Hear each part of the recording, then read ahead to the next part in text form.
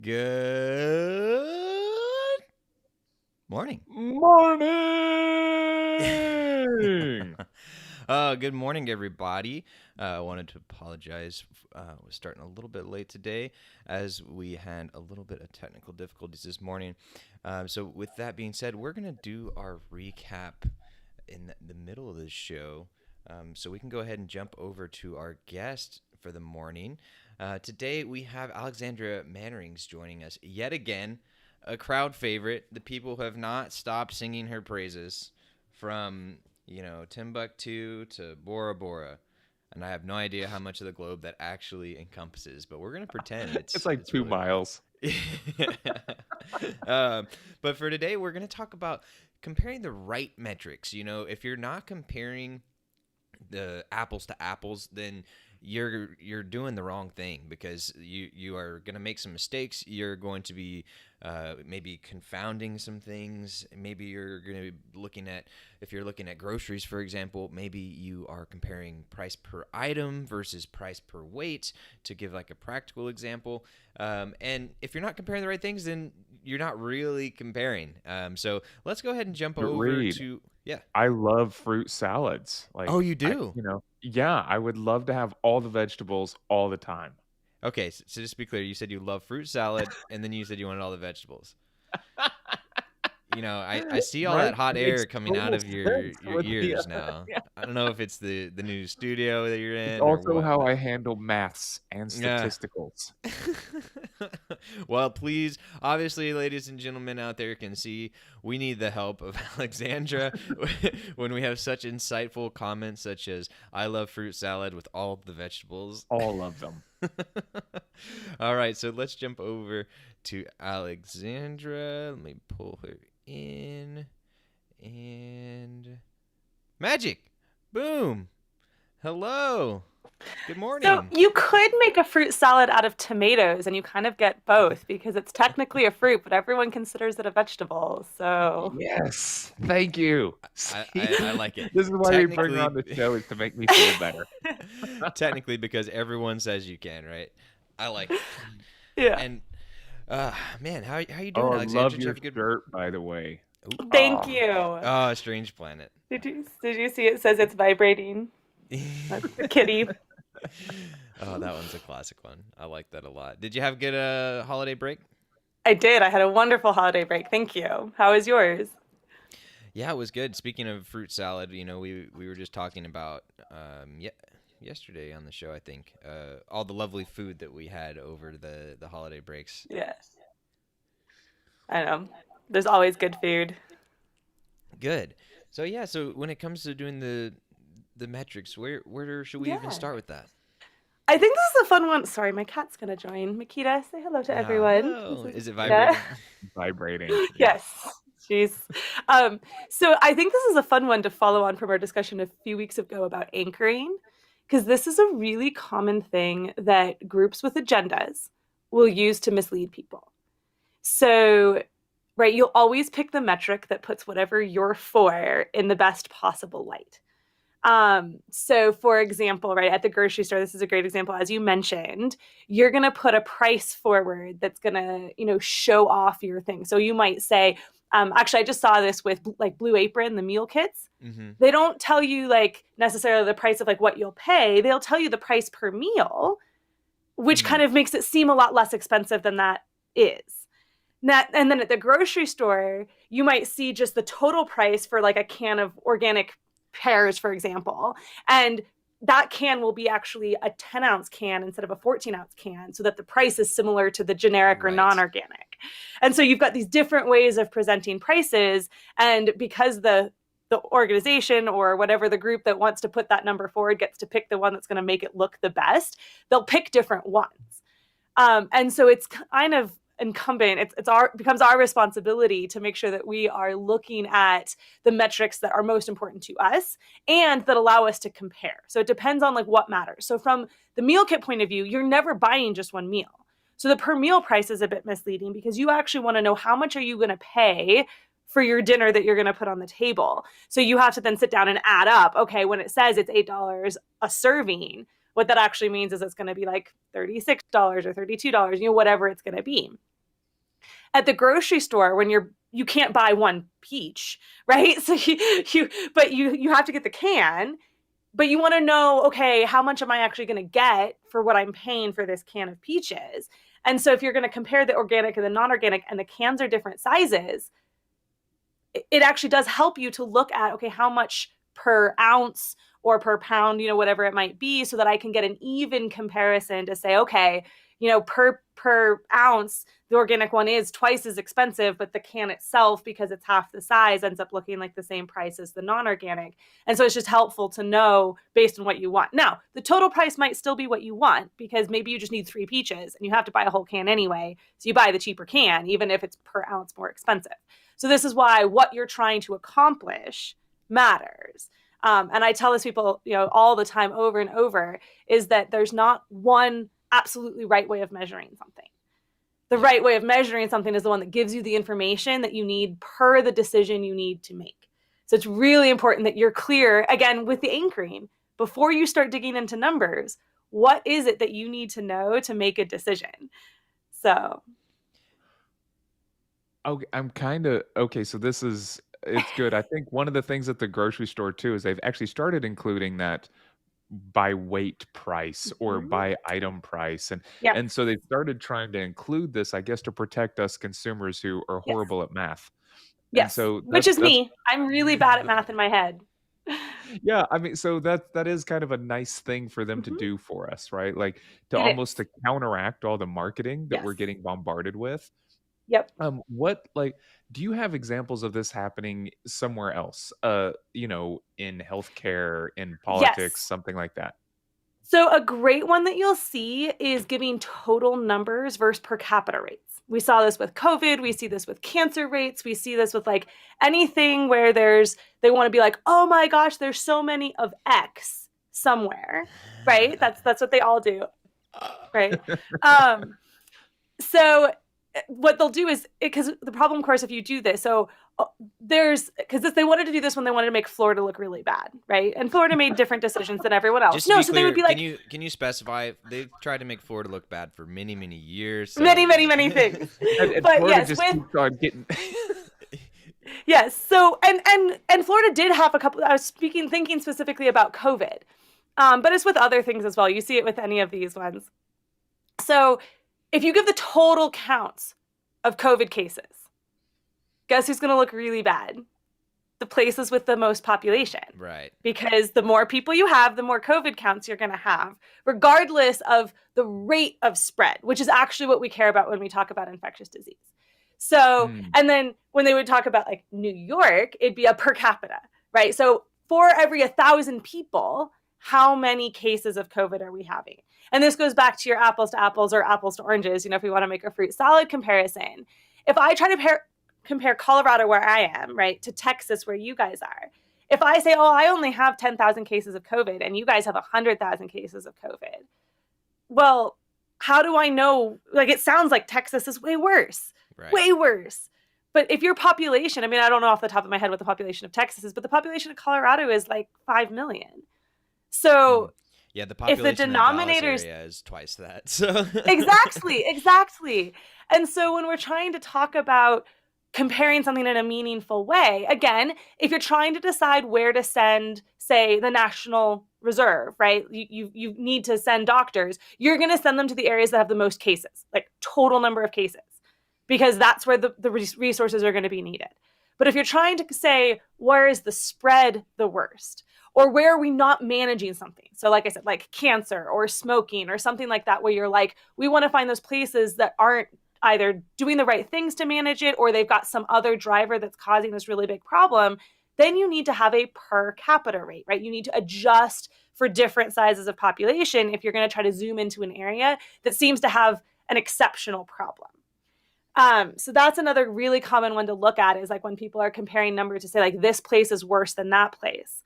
Is a total number the right one to use, or is a per capita one the right one to use? And again, it's going to matter on the measure, right? Like if you're talking about something horrible like school shootings or something like that, I don't care the per capita, right? Like one is enough. One of them is enough, right? I don't need to divide that by population. The total number of that is all I need to know. But if you're talking about something, again, where you're trying to say, that the more people there are, the more of it there's going to be. And I need to know, instead of rate of something, right, adjust that for the population, then you want to pay attention for that.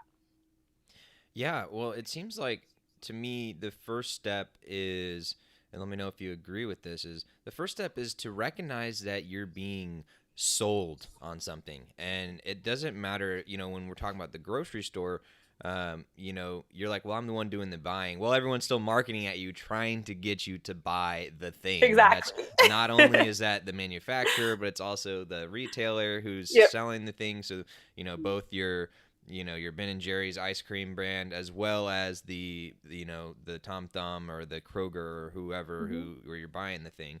But then also recognize that you're being sold on stuff with headlines and news stories and things like that. And that's I think a first step that a lot of people forget, or even if they know it, they forget to always remind themselves about it. It's like, hey, the first time you hear any type of number or any type of stat, remember, like, okay, where is this coming from? What is their agenda? What are they trying to convince me of?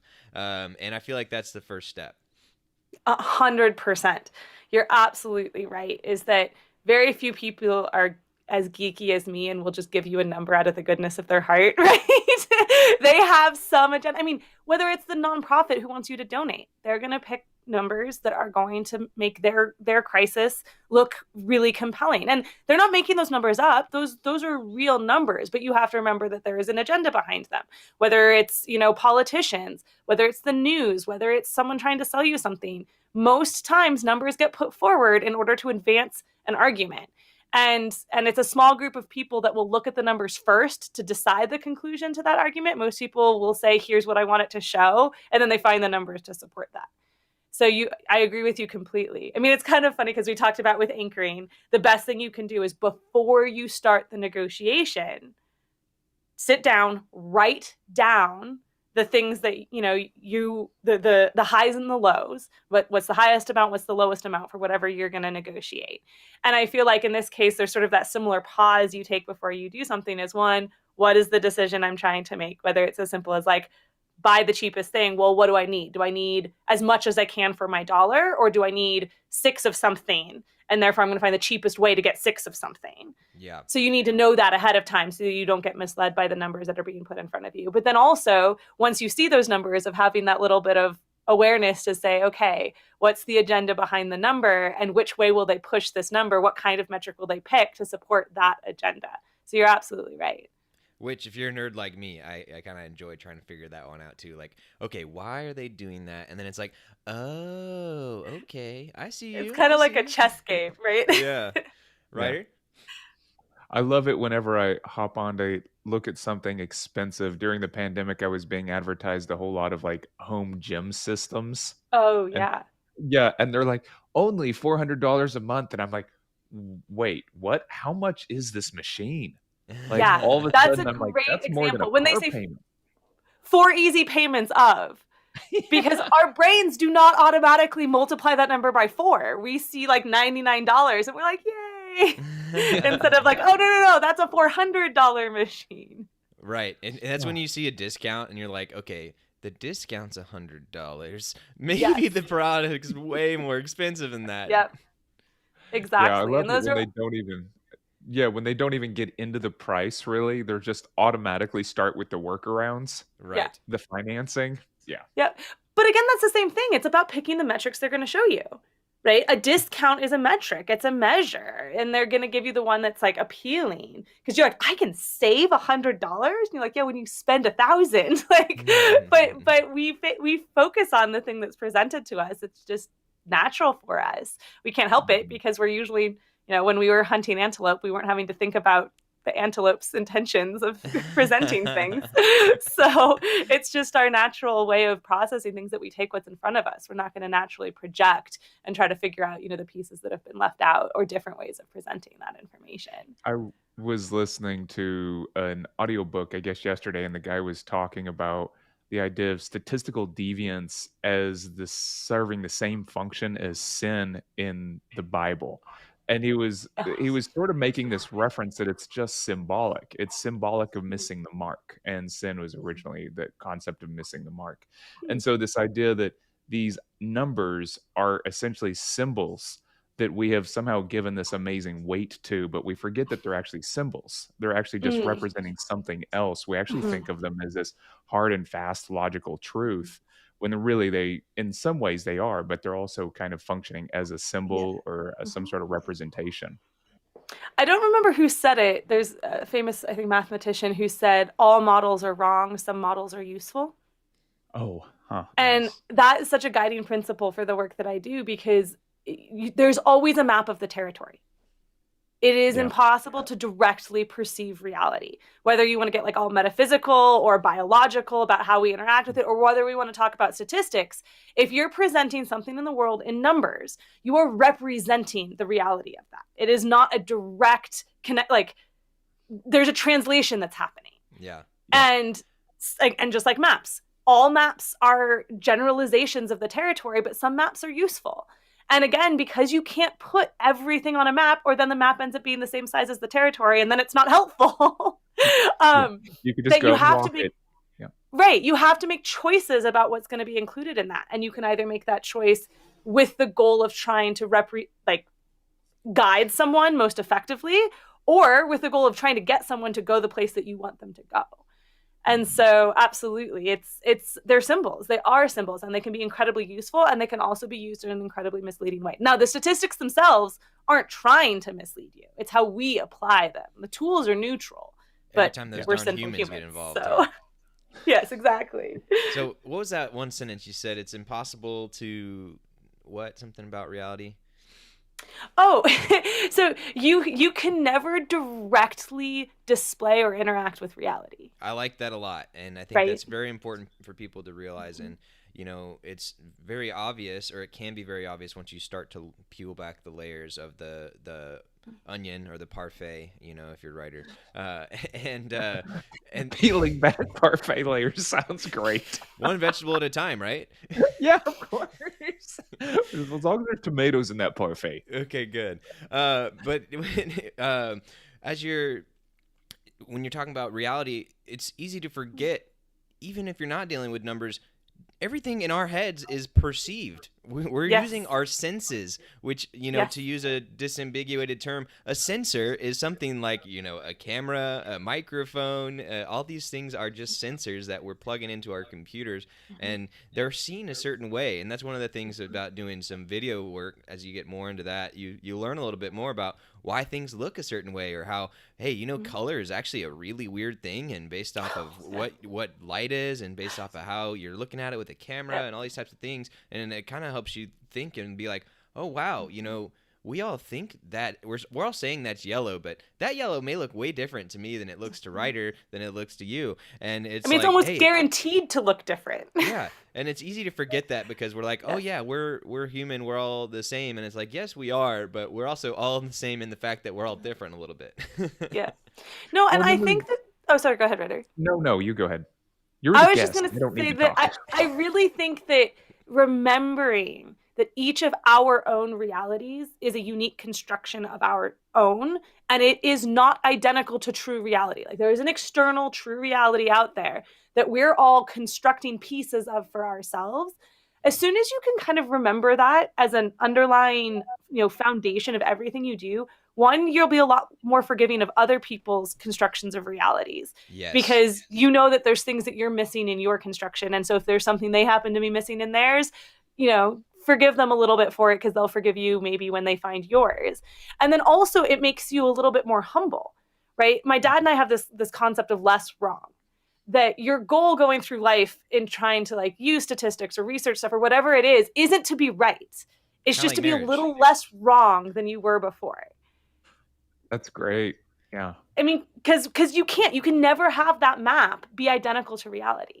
Yeah, I really like that less wrong. And I really like the fact that, hey, remind yourself that you are creating in your own reality in your head. And the earlier you remember that, and then earlier, as we talked about, hey, remember that everyone is selling you something, even if it doesn't seem like it. Guess what? You're included in that. You are selling yourself on some type of story or something based off of the information that you're getting. And so the earlier you remember that, and also recognize that, hey, you're the author, which means you're the hero of your story. And depending on, your personality traits, your brain chemical mix up, all that kind of stuff, sometimes those stories, these can be really negative towards yourself. They can be really negative towards others. So the earlier you realize that the author is a little bit biased, the better it can be. So jumping back to the comparing the metrics. So we said the first step was recognizing that you're being sold to in the first place, even if it doesn't seem like it. The next step is probably deciding or deciding what are you trying to accomplish, right? So what is it that you want to do? If you're in the store, you're trying to get some peaches. Maybe I'm just trying to get out of here as quick as possible. I'm just gonna get some peaches so I can make my pie. I don't really care that much. Right. Or maybe it's like, hey, actually, I want to find a source that I know is sustainable, is treating the environment well. You got to decide what is it that you're valuing, not just in general, but in that moment. Because let's be real, our ideals are not always the same all the time, depending on how hangry we are. Right. No, but you bring up a good point that I'm going to interject there, because do I want to find something that's like sustainable? There's actually two things that you need to make the most effective decision. One is your end destination, right? So do I need 6 peaches? Do I need the most for my money? Do I just want to make a pie, right? Like, you have this end goal in mind, something you're trying to achieve. But then, as engineers would say, like, you need parameters. For us, it's what's our values? What are our guiding principles? Because, again, like, if your goal is to get the most that you could for your money, you would just buy ramen. But you probably have a principle that's like, well, I'd like to eat remotely healthy, or like you said, I want something that's like not just plastic to eat. You'd have some other principles that are going to put guide rails on the sides of those decisions. So it's not just about truly the lowest cost per ounce thing. It's the lowest cost within a certain group of things, or like even within organic or within sustainable or within healthy, right? So you've got these guiding principles. So being cognizant and conscious and aware of both of those things. What's my end goal, and what are the either constraints or drivers that are going to be around that decision, so that I make it in a way that satisfies as much of what I can as possible. I was reading a book that just talked about how we develop identity in the same way under what they Mm. called budget constraints, right? That Mhm. you cannot be anything you want to be because we can Right. only become the things that are available to us, and not Mhm. everything is available all the time. And Yeah. in that way, yeah, we sort of end up making decisions and forming, when you're talking about Yeah. constructing your own reality or identity for yourself Mhm. and having these ideas about how we move through the world. Yeah. Yeah, like you can only construct things that at some point are offered to you or available Yeah. to you. Yep, exactly. Yeah, so you go to the grocery store, you both need to know what you're trying to achieve, and therefore what the information is that you need in order to best optimize the success of that. And then two, you need to know your constraints and your values, right? On either side, what your total budget is, what you stand for, what you're willing and not willing to buy. And then you use all of that to then know what kinds of information you need in order to do this. And I know this is how we all go grocery shopping, right? Yeah, every single day, just continuing Yeah. over and over. But I want to make sure to point out that one of the things, and I think this is especially bad in America, I don't have any stats in front of me, but is stop always going for the dang cheapest thing. Like, come on, people. Like, price Yes, is just one of the things. exactly. And this is especially frustrating to me as I see people who I know have plenty of money, right? And like Right. they do very well for themselves and it's not a concern. I'm like, look, bro, why are you fretting so much over $5? Yeah. Like, Yeah. you have plenty of money. You can deal with this type of thing. You have that privilege. Enjoy that privilege a little bit. You're stressing yourself out. And like those cortisol levels you're raising with every single pricing decision Yeah. aren't worth that money to you. And I just, especially if you have the privilege to have enough money to where you don't worry about it, Yeah. don't worry about it. And even if you don't have enough money, recognize like, hey, you can only do so much and then it's never going to be perfect. So just accept that Yeah. and then, budget for that as best you can. But recognize Yeah. there's also there is a literal cost to you having to make these decisions, to stressing Mhm. yourself out. And actually, the second half of this show, after you get off, is talking about making sure you set the right amount of personal finance notifications because I'm going to give a little bit of stories about how much that can impact you and how it's like, hey, you recognize if it's on your mind all the time and you're thinking about it all the time, Yeah. kind of like we've talked about in the past, is it going to change what you're going to do? And if not, then does it have value in triggering you and knowing that at that time? So we'll talk a little bit more about that later. So first step is figuring or recognizing that people are selling something to you. The second step is figuring out what your kind of goals, objectives, your values are. The third one is choosing what metrics, probably plural, do you want to be looking at as you're making that decision. And then step 3.A is recognizing that price is just one factor. And then along the same lines of that, recognize that the price at the purchase point, if you are buying something, is just one part of the price. There are other factors that can, come involved. Like if you're buying that cheap ramen, well, for it to be meaningfully good for you, maybe you need to add all these other things. And then at the end of the day, that brings your total price up, right? Which you don't necessarily think about. Or if you're talking about like a car or something like that, you're like, oh, I'm not going to get this oil change because I'm going to save money. Or I'm going to get the cheaper kind or do this or that. And then guess what? Your car breaks down or has issues, ends up costing you more in the long run. Yes. So one other thing I want to point out, and then I wanted to hear, Ryder, if you had any thoughts, was sometimes I find it really valuable to just take that metric and see if I can just flip how it's done. Like, for example, with percentages, if it's like, hey, 10% of the population is dying or whatever, Right. or 10% of the population is getting sick.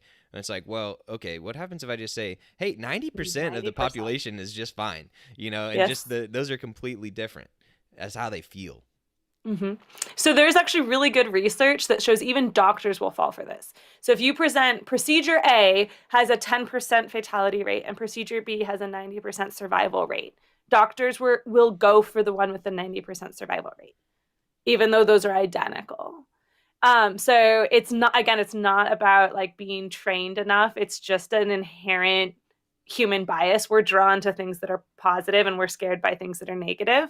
And so that's a really great exercise to do because it is very true. Like just say, like, do I react differently when I invert this? Especially if there's a strong connotation to each side, because you will. And if it's in a headline, that's a good time to be like, okay, let me check on that. Ryder? Yeah.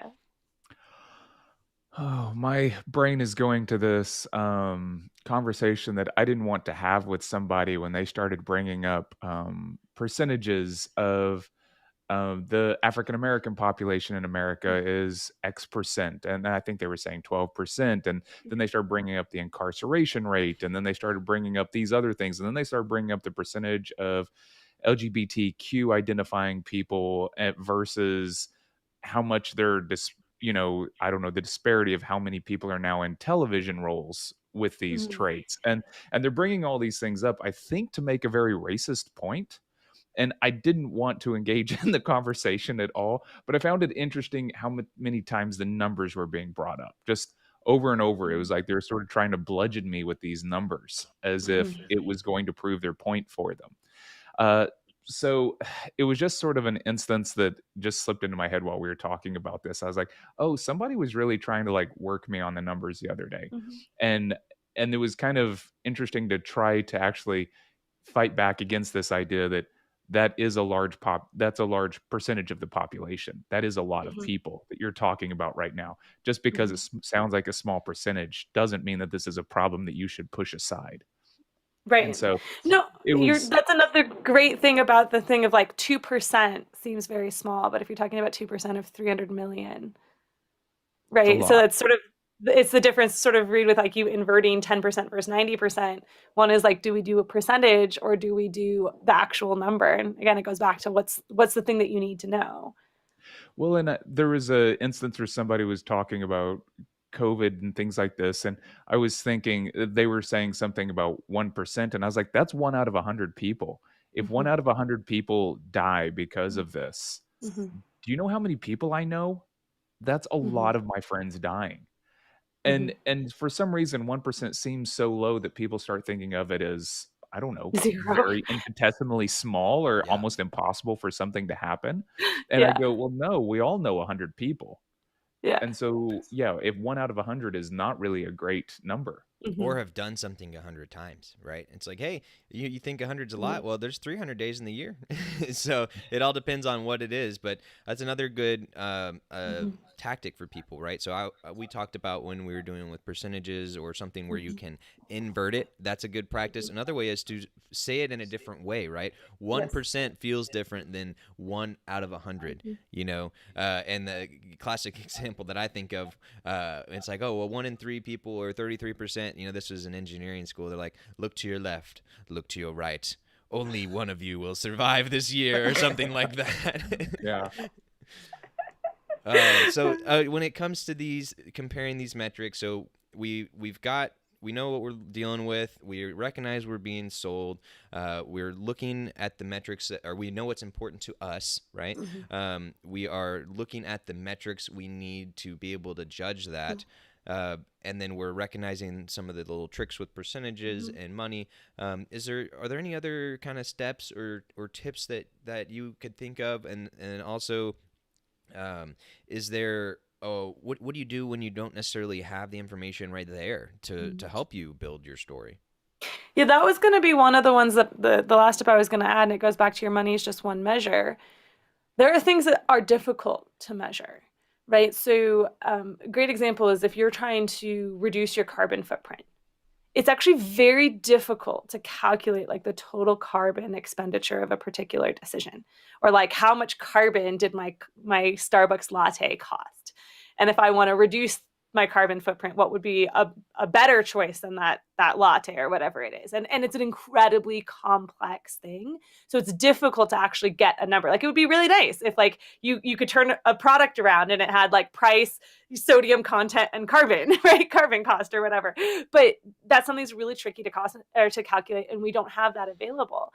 And so I think there's sort of two sides to that. One is think about the things that matter to you that maybe are not yet being presented to you. And can you find that information for yourself? And it's not worth doing every time you go to the grocery store to buy grapes.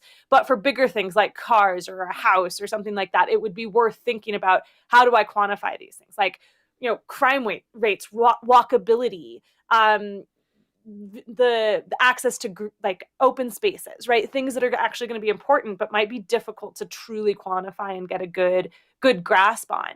And then the last part is just recognizing you're going to have to make your best guess always. And it goes back to the map, right? That, and again, matters less when you're at the grocery store. You don't mind guessing over a couple of dollars, but it matters a lot more when you're talking about buying a house, that there are going to be things missing from your map. And you're going to have to be comfortable making that decision, knowing that you're making the best decision you can with the information you have, and that it's not 100% of the information that you need. Yeah.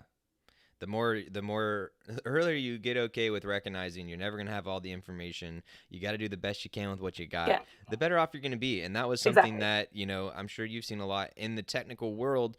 It's very definite. It's by definition what you're doing all the time. It's like, hey, we don't have the best numbers to do this budget or do these projections, or I wish we had 100,000 samples instead of the 5,000 we have, but we got to do the best we can with what we got, and then recognize the shortcomings of it. So that's a very, very good point there. Ryder, any thoughts? No, I mean, I agree. Sorry, I'm also having to mute because it's raining, and I don't know if y'all can hear that. No, we can't. It doesn't come across. Oh, that's just down to having a good microphone then. Yeah, it's really noisy. No, I mean, I kind of agree with all this. It is a type of training you have to take yourself through, though, and I think that we asked last time or a couple of episodes ago, like, is there something you do? And we've kind of brought it up already that like almost every time you see a number, you should question it automatically. So we're talking about inversion. I do. Welcome to my life. Yeah. So those are just kind of things I guess I'm thinking about is like, if we're not going to run through the world questioning things all the time, like, I liked Reed's example of being able to flip the percentage or something like that. Do you have a couple little tricks we can do or we can use when we go into these situations? Yeah, I like the flip the percentages. Anytime there's a strong bias one way or the other, right? Like death, something's got a really strong negative connotation, or something has a really positive connotation, invert it and see if you feel differently about it. Always converting percentages to 1 out of 100, I think, is another one that we mentioned that it is a really helpful way of putting it in a different framework, or finding something that relates to you. So if it's like a rate of something or a percentage or anything like that, like you talked about, like, okay, how many people do I know? Okay, well, that would be 8 of my school friends or something like that. And that when you put it in something that's personal, they suddenly become a lot more relatable. The other is so there's a physics joke about a farmer going and asking a physicist for help with his farm, and the physicist is like, I've worked it all out, but it only works for spherical cows in a vacuum. Because the like physics approach is like, simplify it. And I'll do this too. Like, doing math in your head is hard, especially when we talk about like ounces and pounds, and there's like 16 ounces in a pound and whatever. Right. So a lot of times a rough estimate is fine. So if numbers are flying out all over the place and it's overwhelming you, simplify it to tens, right? Instead of 8.6, just make it 10. It'll be all right. You're estimating things. So spherical cows in a vacuum are fine when you're doing these like calculations on the fly. So finding ways to like simplify the numbers that you're working with just to make them a little bit more comfortable to work with. Especially as you saw, like we were having trouble with multiplying decimals. Sometimes, again, making them whole numbers. So you can increase a numerator as long as you increase the denominator by the same amount. Right? So if like 1 out of 100 was causing problems for whatever, because it was a decimal, do 10 out of 1,000, right? Or the reverse. If people are presenting it as like 500 out of 1,000 and you're like, what does that mean? You can always reduce it to a simpler number, which is, okay, hang on, that's 1 out of 2. Okay, that makes more sense to me than 500 out of 1,000. And don't be afraid to pull out your calculator in the middle of your discussion. Exactly, like we did. On your phone. Just pull it out. Yeah. Figure it out and then be like, okay, this number makes sense to me. I can wrap my head around this number.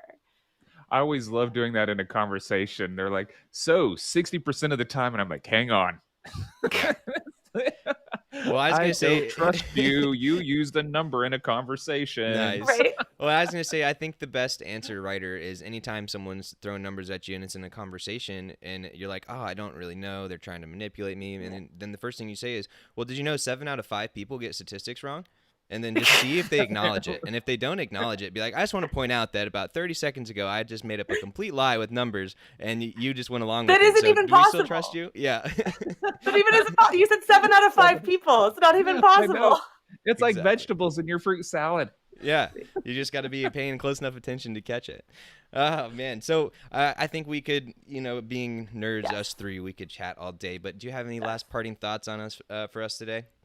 No, I think the map versus the territory is something that will come up again and again and again that we'll talk about because it's always there with how we interact with the world. So I hope that that's something that people can think about and maybe they find useful the next time that they're a little unsure about something or find conflict in how reality is being perceived by different people.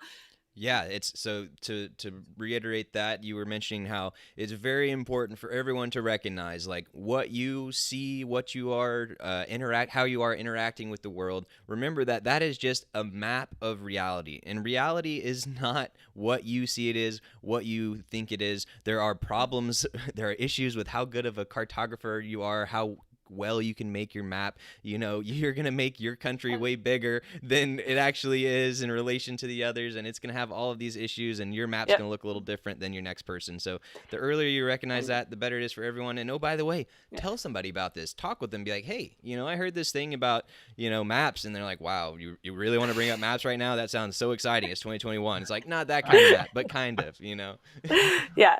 Well, and it's not just how good a cartographer you are. The nature of maps means that things will be left out. And I think that's the important thing to remember. It's not like, oh, if I just become a better map maker, I'll make these problems go away. No. It is not possible to have a map that is identical to the territory. Like, isn't you gotta possible. sacrifice something. Yes. And that's all models are wrong and some models are useful. Yeah, there's a Borges fable about a king who commissioned a map that was accurate to the scale of the actual world. Yeah. Right. And this becomes one of the problems with, taking knowledge to its extremes or using technology to replace the world itself.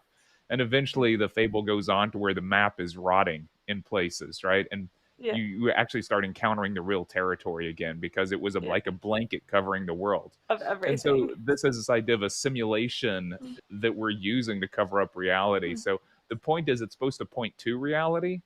It's just a condensed version of it. So just kind of keeping that in mind is handy.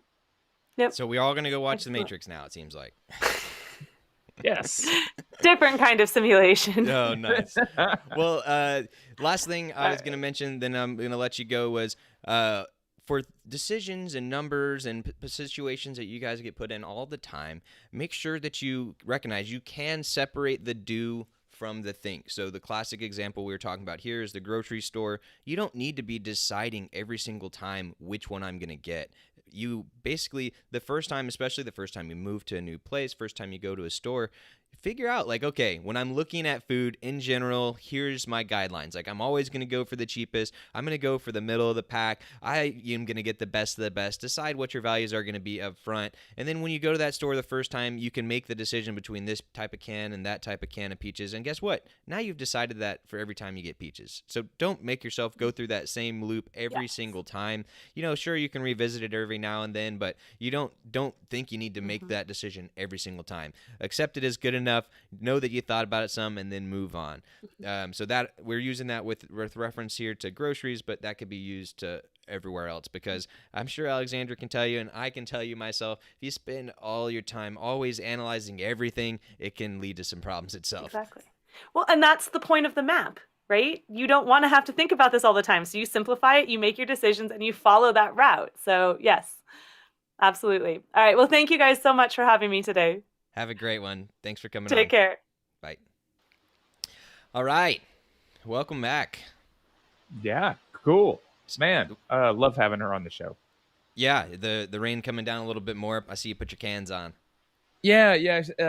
I'm having trouble hearing y'all, so I'm actually blown away that you can hear me.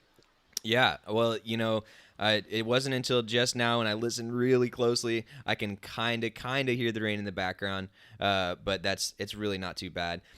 So I gotta say though, your new studio setup is looking pretty good, looking nice. Man, thanks. I got the fart art behind me on the walls. Conveniently positioned to make it look like it comes out of your head. Yeah, look at that. Nice. Well done. So and I see a nice, pretty white wall. So what? Yeah, where are you right now? If you want to give a little more to Oh, our viewers. yeah. So, well, I've got I can't, normally I just move my camera around, but it's all hooked up to a whole bunch of junk right now. So we're going to leave that alone. But yeah, I'm in my studio inside of a metal building. So I built an office space inside of a metal shed. And that's one of the reasons why the rain is so bad, is one of the things of apparently that helps sound dampen is your roof has a huge air gap between the roof and the ceiling itself. So the roof takes the impact and that disperses the sound before it gets into your house. So in here, I do have a roof, but I have this big open spot where I'm going to put a window. So that's where the audio is coming in from. But yeah, I'm in here and I'm going to start working more on sound absorption materials in here and doing things like that so that I can do more podcasting and not have to fight with audio quality so much on my podcast. Because there's, of course, post production audio work you can do, but that just takes more time. I don't want to mess with that. Yeah. But yeah, in here messing around. It's an ongoing work in progress. So I'll one of these days we'll take some pictures and post it on the website so y'all can take a look at it. Yeah, and just I don't if you did say it, I might have just zoned out for a second. But you're in your man cave, your shed, your shop. What's the name for it? We got to come up with a name for Oh, this thing. I've been calling it the Fortress of Solitude. The Fortress of Solitude. I like that. Which is a Superman reference. Whenever he wants to be alone, he goes to his ice cave, I like and it. yeah. So you got your little tin cave, huh? Yeah, I've got my little yeah. It's a budget version. The budget version. I crunched all the numbers and I couldn't afford an ice cave in Antarctica, so here I am. Well, so we just got done talking with Alexandra Mannerings. We were talking about comparing the right metrics and making sure that, hey, how do you compare apples to apples? And we walked through some of the steps that you should go through as you're, in one case, we were literally talking about comparing things like apples in the grocery store. But we also talked about how that's relevant when you're looking at headlines or when you're talking to a friend and they start telling you statistics about anything that they may be interested in. Sometimes it's COVID, sometimes it's maybe something with minority relations, maybe it's something about just some other non-topical political thing that happens to be going on at the moment. And some of the steps that we identified were to first recognize that you are being sold on something, whether or not you recognize it. And that means sometimes literally in the case of people are trying to get you to buy something. Other times it's, hey, they're trying to get you to do something or think a certain way. And oh, by the way, you yourself are always selling yourself in some way or other. And sometimes that could be a good thing. Sometimes that meaning like trying to sell yourself and build yourself up and do that kind of thing. Other times it could be a bad thing. So recognize that you with your own narrative and things like that are selling yourself as well. And Alexandra pointed out a really good analogy that, hey, keep in mind that reality you cannot actually accurately put into a map. There's always going to be some sort of something wrong with it because a map is a representation of reality. And similarly, we only have a representation of reality in our own heads. So the earlier you recognize that and that there are flaws with it and that your map may look different than other people's, the better it can be. And so when it comes to making decisions where you're trying to compare things, you want to make sure to keep that in mind. So you want to know what's valuable to you, what are you trying to achieve, and recognize that, hey, if money is involved, remember money is just one factor. You don't always need to go for the cheapest option, and it's hard because you got to fight that instinct, especially here in America, I think, where we've been marketed so long on value, and low cost and cheap. We were just talking last night at dinner about how the heck did the bathrooms get the horrible automatic hand and soap dispensers? Like, come on. And I was like, I'm going to have to think that someday some manufacturer sold the restaurant, said, hey, you can get this one or you can get this one for 50% less. And then enough of the restaurant industry started doing it and public places started doing it that now we're stuck with all these crappy automated hand things forever. You know what I'm talking about, Ryder? Yeah. And what's funny is they sell them under. There's so many good selling features, right? It's no touch. It's less maintenance on your staff. They won't have to come do all these things. However, every time I'm in there, half of them or 3/4 of them aren't working. And so I end up just like wiping my hands on my pants and Yeah. walking out anyway, right? And or the soap thing, it just keeps pumping, but nothing's coming out, and you're just sitting there moving your hands. And it is like a weird magic, like the ritual of just trying to get your hand in the right position under there. And yeah, I find the whole thing to just be really annoying, but I realize it's probably sold on this whole like no touch thing. And then people promptly go over and touch the door. And you're like, well, Yeah, good oops. thing. Good thing we did that. That's funny. But yeah, you mentioned one one out of two of them are broken, or 60% of them are broken. So that reminded me of one other thing to recap is just reframing the numbers in a different way can help you see it in a different way, understand it in a different way. And say you have a fraction where it's like 1 out of 2. Well, maybe it's easier for you to understand 50%, or if it's dealing with people, maybe it's better for you to say, hey, that's 50 out of 100 people, or maybe I won't even reduce that. That's 1 out of 2 people. And that's, and if you're like, oh, I can't reduce fractions, that's tough. Hey, type it in Google, type it in, and then just say, hey, what is or what is 50 out of 100 reduced? And it'll tell you. You don't have to do all that math yourself, or you can ask your automated assistant. Any other thoughts on the metrics thing, or any I'm sure you had lots of funny jokes you could interject in there. Anything we want to shake out of that head before we move on? No, there's not. It's hard to be funny about statistics. It's like math jokes, and it's like I've got one from my dad, but it's actually a trigonometry joke, I guess, or something. It was like, what did the acorn say when it grew up? What? Gee, I'm a tree. So that's my one math joke. Thank And it's you. not even good. Yeah, it's definitely a dad joke. I like it. Well, let's jump over to our. Actually, this is a way backwards. Just real quick, the recap from yesterday. Since we started a little bit late today, we went ahead and jumped on over to our guest. But the recap from yesterday, we talked about the repetitious repeater, and that was, hey, if I find myself doing the same thing over and over, or failing to do something over and over and over, what are the things I need to do? What are the mindset shifts I need to change? How do I make something happen when it hasn't been happening? And so we talked a little bit about that, actually a lot of bit about that, and some of the traps you can fall into, some of the tricks you can do. And then the other thing we had was a gar. And the gar was somebody asking like, hey, all right, I've recognized that I want to do better. I want to do some self-improvement. Maybe I want to learn a new language. Maybe I want to learn a new skill. But now I'm having trouble getting between this part of I recognize I want to do this thing and actually doing the thing. And so we talked about one, how related that kind of is to this repetitious repeater concept, but also talked about, hey, here's some tricks to establish the habits, the routines, starting small, not trying to do all of the things at once. And of course, we had talked about more than that as well, but there's a quick little recap on that. And then our challenge for yesterday was to pick one thing for yourself and schedule it, So say, okay, you did want to do something a little bit better. So Monday's challenge was, write down your goals for the week, because we talked a little bit about goal setting on Monday, and it's like, all right, just pick one goal for this week. Make sure you don't make it too big. Make sure it's achievable.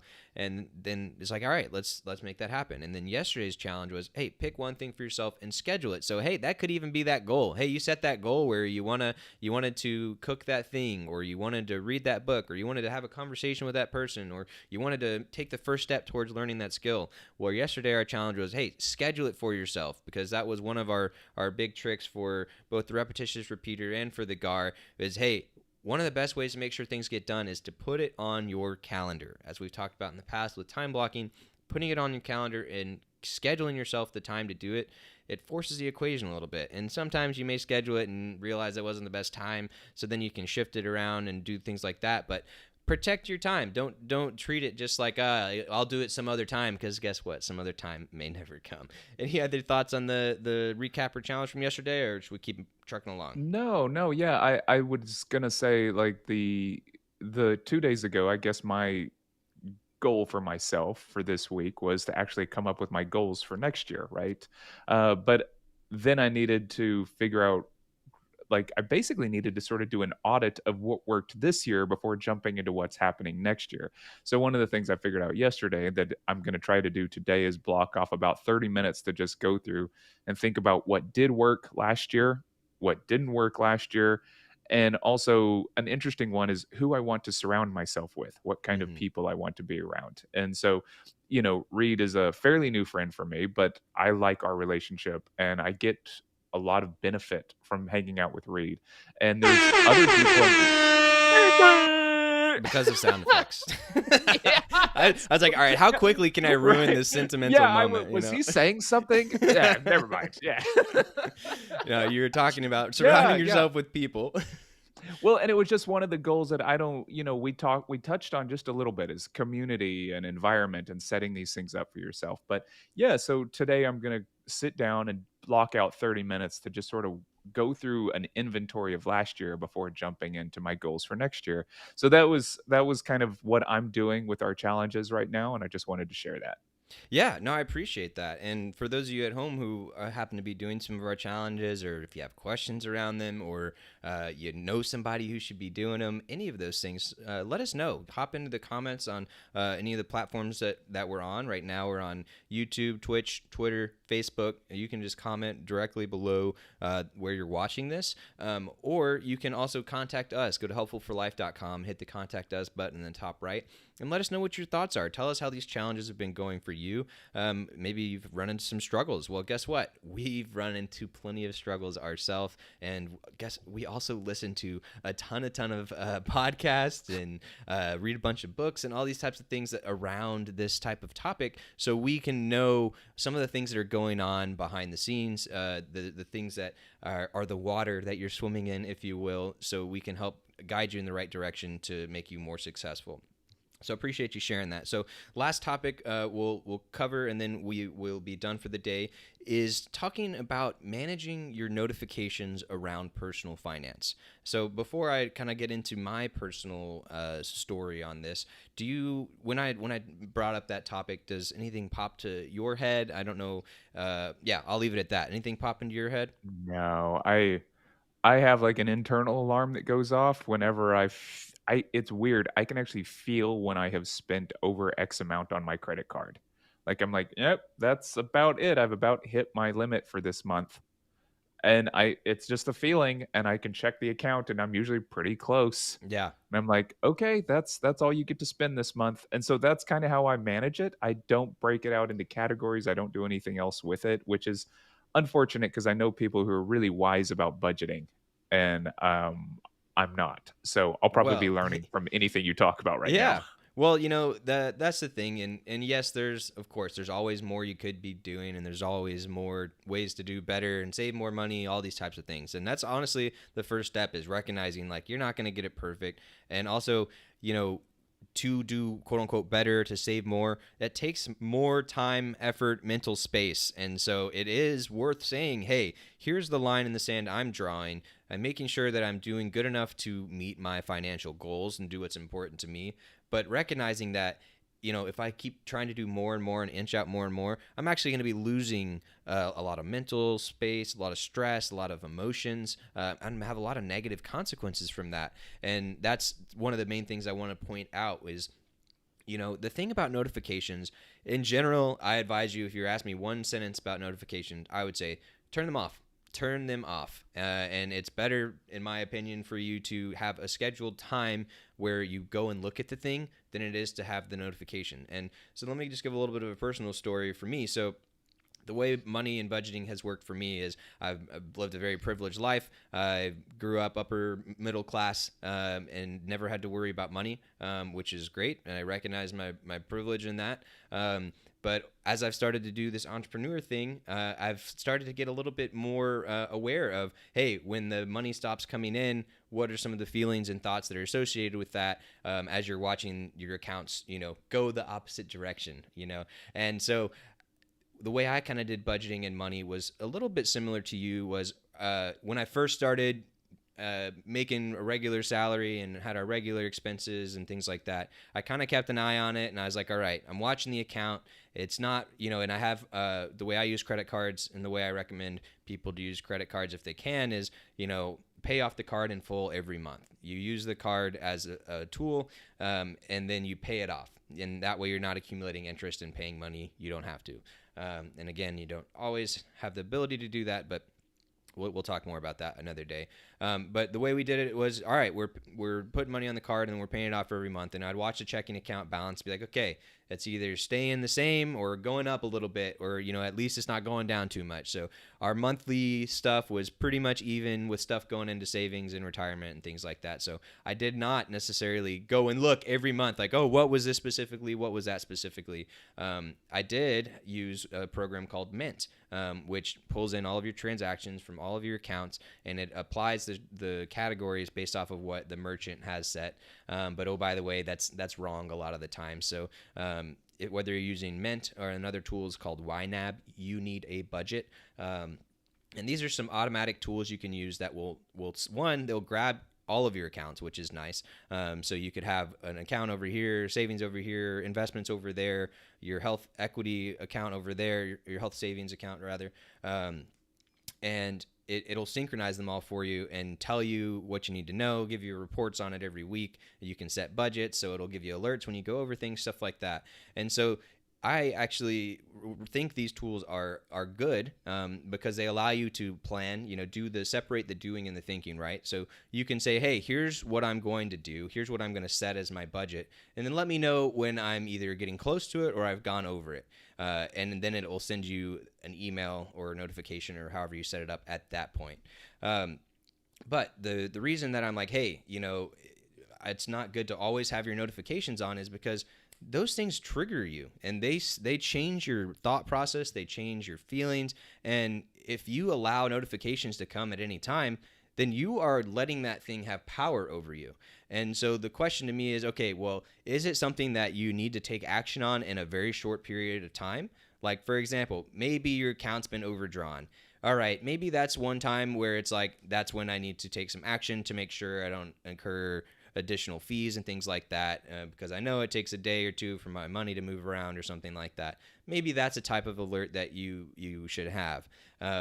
However, if it's just like, hey, you're nearing this budget, or you're going over, or one of my favorites that Mint sends me is, you're spending a little bit more this month than last month, or hey, your income does not look like it used to, things like that. And as you might imagine, like when you see those notifications pop up, they kind of flare up your emotions. And one of the times, just a little behind the curtain of how I've been making our money stuff work is, we've had savings, we've had investments, and we have our checking account. And as time goes on, the checking account goes down, and you got to move money around from the savings account. Maybe you got to sell a couple of investments to give yourself money to pay all the bills and things like that. And so for me, what that's looked like is, all right, I set alerts to when my account goes below X amount of dollars. Then I know, hey, I need to go put more money in, because if rent hits or if a credit card hits or something like that, it may cause me to go too low. So then when I get this alert, all right, I got to go move some money around, maybe sell some stuff, maybe make some transfers, and then go from there. And so I was on vacation, 4th of July week with my family, having a good time, not working, all in this great state, or all hanging out. And then all of a sudden I get one of these texts, and it's like, this is not what I want to be dealing with. This is not what I want to be thinking about. And also, I don't have good internet right now. And it's just like, man, it completely like sucked all the air. It got so deflated. Have you ever, had anything like that with relation to money? I had almost the exact thing happen where when I was, of course, I have a somewhat similar upbringing in that, I don't know, when we were really young, then we were really poor. And then at some point, my dad went back to school and became an attorney. And then all of a sudden there was money, right? And so I had this this kind of mixed blessing life with it. But it's, I've also just been a school teacher and trying to survive on a school teacher's salary for years, or not having really a job at all, or just having 3 part-time jobs, stringing things together until I could get to the next level. So there's these kind of things about, I don't know if I need any notifications on my money situation, because I know it's bad. It's bad all the Right. time. I am thinking about it all the time anyway. And I remember going on a vacation with a couple of my buddies, and we got like budget flights to Cancun or something like this. And so we get down there, and I get down there, I don't have enough money in my account to do anything, because I had decided I was going to start contributing money into some sort of retirement fund. And it was like $120 or something. It wasn't like a lot of money. It's like $100 a month or something like this.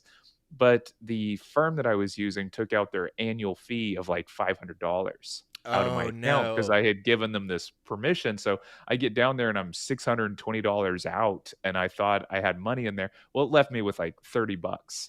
So I'm in Mexico with my buddies and I can't afford to do anything. I can't even afford to help us pay for the room, and it's just there's these times when it's like it's nice to know you don't want to be surprised, but yeah, it kind of ruined the vacation. And the funny thing about it is I was trying to do the responsible thing, and yet in that moment it felt like it had backfired on me. Yeah. And so that was kind of a mess, but yeah, I don't know. There's something about I just do the same thing with the credit card you were talking about. I just pay it off every month, and so I try to really only pay attention to the account once a month. What I really love is when they're like things like Mint are always offering me credit score checks, and I'm like, I don't need a credit score check every month. I'm not buying anything. Like my Right. credit score is only important when I need to purchase a house or a car on, through a bank. Otherwise, who cares what my credit score is? Like this in no way affects you. This is just some new mechanism that's in place to keep you paranoid. And so this paranoia, I think, keeps you coming back to the systems. It keeps you nervous about money. It keeps you nervous about so many other things. And it's not that, I mean, we're already all nervous enough about money. Most of us are. I mean, some people aren't. It's really lovely. There have been times in my life where I've had enough money sit in the bank. I didn't worry about anything. But usually my idea behind money is it's there to be spent. So I tend to like build huge man caves when I have extra. So Well, for our viewers at home, I do want to make sure to point out that, you know, I a credit score is not something you should be monitoring all the time and I have top of mind and always be checking all the time. But if you haven't ever looked at it or you haven't ever thought about it, make sure you do at least at some point, especially if your credit score is not great or you don't even know what a credit score is. So make sure you are building the steps towards having that good credit. And then Ryder is accurate in saying, all right, once you have good enough credit to where you can do the things that you want to do, you don't really benefit from always worrying about it. And I wanted to make sure to point out that if you guys know nothing about credit cards or you're wanting to learn a little bit more, you could check out our guide on our website. It's called Swipe Right. It's the comprehensive guide to getting the most out of credit cards. And you can go to helpfulforlife.com/resources to see that. And I'll drop a chat here. I'll chop. I will drop a link in the chat. Words are hard. So you guys can check that out. And of course, if you have any questions around credit cards, finances, things like that, please let us know and we'll gladly talk about it. I just want to point out we're not going to have any type of super comprehensive budgeting or finance thing right now, just for sake of time. But I just wanted to make sure to make sure people are aware of how are they being notified and when are they being notified. I'm glad you pointed out that with Mint because Mint is a perfect case of when cheaper is not always better. Mint is a free service, and because it is a free service, they make their money through all of these partners. And some of that is offering you credit cards, some of that is letting you see your credit score, some of that is freaking silly things like, oh, sign up for this giveaway that's $10,000 that they ran for months and months and months, and I just missed that notification every single time without clicking on it, but they still pushed it on me. And so for all those reasons, I actually plan on no longer using Mint because it actually was notifying me more than I wanted to about things I had no interest in. And so if you find that to be the case, whether it's related to money or not, stop getting notifications from those people. And hey, it might be worth you paying a couple of dollars to avoid you having that thing come up. And so I haven't used it myself yet, but YNAB, You Need a Budget, is a very good tool that I've had plenty of smart people talk with me about and tell me it's a very good tool. So if you are out there trying to figure out some way to start managing your finances, that might be something that's worth checking out. And Mint can be a good tool as well. Just be aware of, like we mentioned, there are some of these excess notifications that you might need to try and get into the settings and turn off, or just you could use your phone's focus modes, like if you're on an iPhone, and I think there might be similar things on Android where you can say, hey, I don't want these maps to notify. Apps, man, words are so hard today. I don't want these apps to notify me while I'm in my personal mode. And so you turn on your personal mode whenever you're hanging out, when you're on vacation, things like that. And it will block those notifications until you turn that mode off. So you can leave that mode on. Maybe it's your work mode during the day. And then after you get home and you get in a spot and a time and a place where you're ready to let all of these outside things influence your feelings, that's when you say, okay, I'm sitting down. This is my 30 minutes today where I'm working on personal things. I recognize this might, change my mood. All right, now I'm going to look at these things and deal with them, versus the opposite, which is one thing that I've done many times, is Mint will on Sunday give you a weekly review. And you can see, all right, how did I do last week? Where was my spending in these categories? How did it compare to previous weeks? Things like that. Well, one thing that I've done many, many times is I get that on Sunday and I'm like, all right, I don't want to deal with that. And so what do? I just leave it there. I leave it in my notification center. And that means every single time I pull out my phone, I see it. And now by not dealing with it, I'm triggered every single time. And I'm not exaggerating, Ryder, when I've done this for an entire week before. And it's like, well, what are you doing? You're just avoiding the thing. And now you have the one for the next week. Like, what are you doing? Like, either just deal with it and set up the time to deal with it, right. or dismiss the notification and set yourself a reminder. Put it on your calendar to do it. Because guess what? All of those, another term is called microaggressions, right? And these are all microaggressions on you that are triggering you and making you think about it every single time. So by dismissing that notification, or by having no notifications at all and just having that time, like, hey, every Sunday at 4 p.m., I'm going to spend 15 minutes and look at this, right? And scheduling that time to do that, that's another way that you can do that. Any apps that are microaggressing you? Oh, no. I still am getting notifications though from isotunes with the earbuds Nice. that I bought and then returned. And so there's things like that no, I have a whole lot of people that notify me trying to buy this like vacant lot that's next to me, which I find super annoying. There's little things like that, but as far as the apps go, no, what's interesting about the financial thing is that we're somehow taught to be responsible about finance and to really care about money. And this idea that we want to be the right kind of person who does care about our budget and our spending and is going to control it. And yet we keep dismissing the notifications. That, if we're not going to do it, just don't do it. Just like Right. gladly don't do it. If you are going to do it, or if it's really important to you, then it will be a priority and you will do it. I kind of don't. We often, it seems like, are trying to force ourselves into being some sort of individual who we aren't, and then we're upset when we can't become that thing. Or we set up these reminders or notifications, and you're right that they're. I don't know if they're microaggressions exactly, because that's kind of funny to think about. But we're doing them to ourselves. And that's what's really baffling about it, is that if we listen to all these apps and gurus, they're going to tell us to do things. If you listen to financial advice, they're going to tell you finance, finance, finance, and you're going to just suck it all in and deal with it all the time. And if you're in a spot where you don't need to worry about it all the time, don't. And if you are in a spot where money is tight, you're going to worry about it all the time anyway, so you don't need more reminders to worry about it. So I just don't see this doing us much good in the end. Yeah, and I guess the one slight shift I would say is, I think everybody needs to be aware of their financial situation at least a little bit, regardless of how much money you make, because that's one thing that people don't realize is there are plenty of people who make tons of money but are actually in a worse financial situation than people who make less, just because they're like, oh, I make all this money, but then guess what? They spend more than that. And it's like, hey, if you scale your expenses with your income, you're not necessarily that much better off. So it is, make sure you're at least somewhat aware. But I would encourage you to try and get to a spot where you're not always worrying about it, where it's not always on your mind, because whether or not you realize it, that does have a really negative effect on you, your mood, your demeanor, and it can affect how you treat other people as well. And so that's where I think it's really important to, schedule the time and place to allow yourself to think it through and worry about it, and then figure out at that point, hey, here's what I'm going to change. Here's what I'm going to do differently. But then also recognizing, like, hey, am I going to do something differently if I learn this extra information?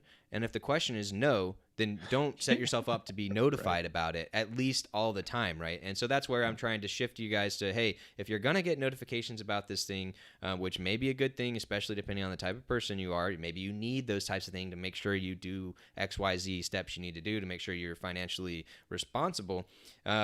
But don't have it be all the time, and don't let it always be on your brain, because that's going to have a negative effect on you. Yeah.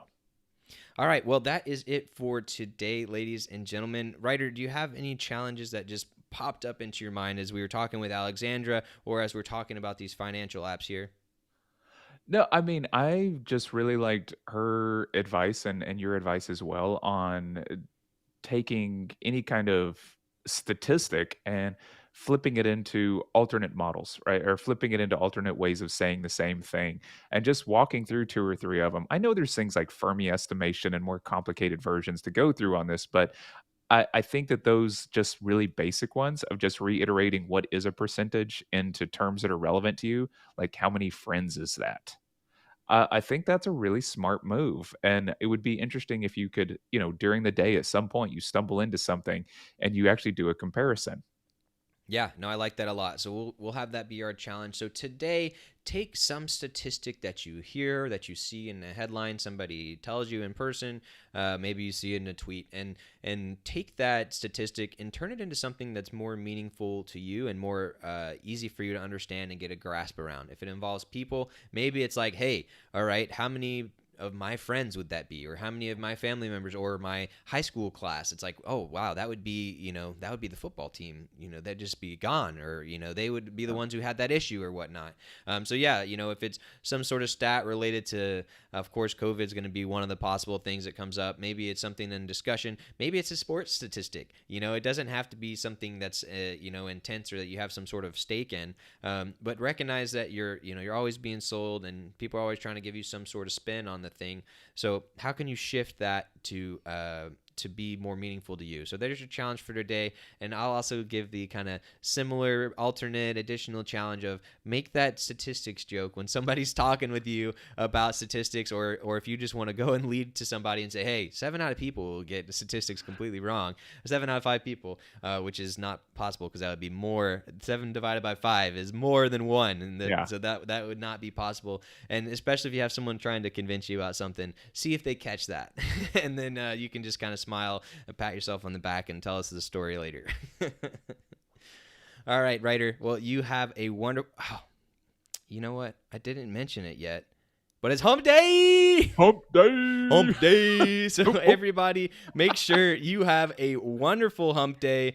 And, I didn't mention this yet, but we are going to take tomorrow and Friday off as we usher in the new year. We're going to do some of those things that, we've needed to do. We're going to maybe take some time off that we needed to take off. Who knows, but we are not going to be here. And so you guys have a wonderful rest of your year, and we will catch you in 2022.